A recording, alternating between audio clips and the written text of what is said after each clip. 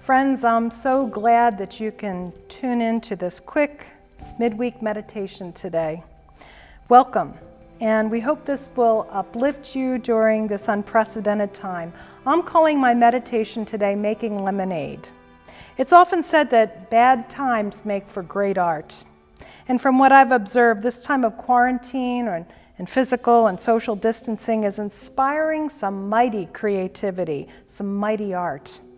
Those of you on Facebook or at least you forward funny emails maybe to one another, you see a lot of well-known songs now with the words rewritten to parody the present moment, like this one. Remember the Beatles, I Want to Hold Your Hand?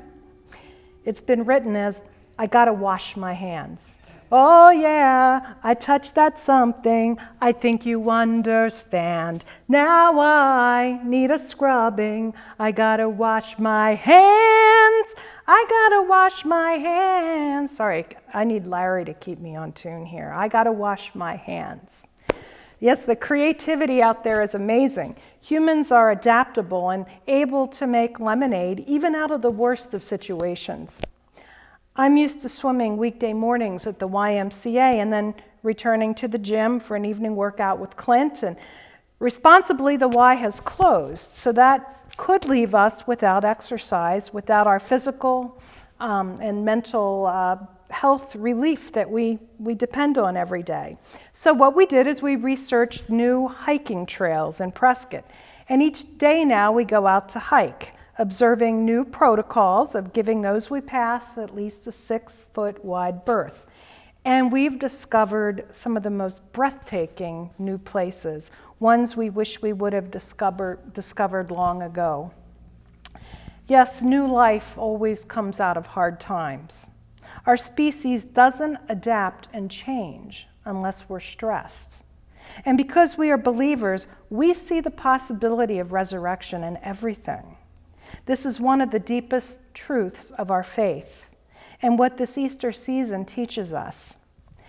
Because of this virus, our society may take a serious look at the value of health care for all.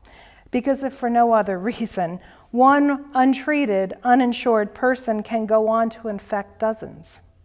We may look at ways to end homelessness so everyone can get off the streets and shelter safely at home.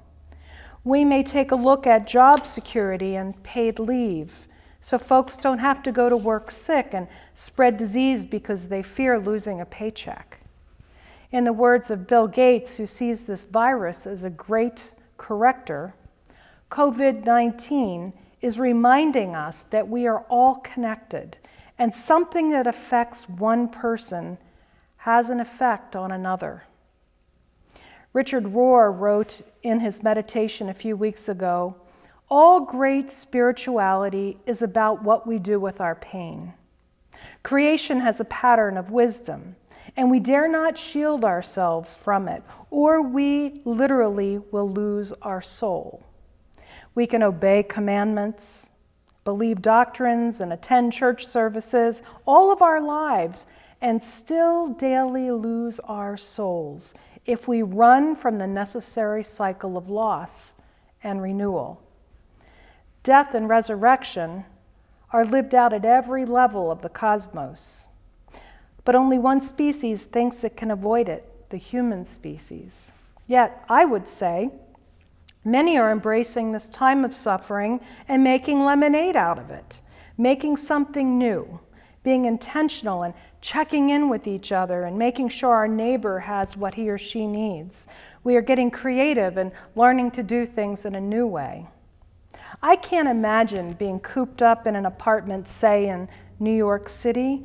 Just getting into the elevator would put a person at such risk right now. But you may have to go out and get groceries. Many New Yorkers observing the quarantine are going stir-crazy. One lonely man observed from his balcony a pretty woman dancing on the rooftop beneath his building next to him. So he took his drone and he attached a note to it, including his phone number. He sent that drone over to her, and she took it, and she waved, and then she sent him a text.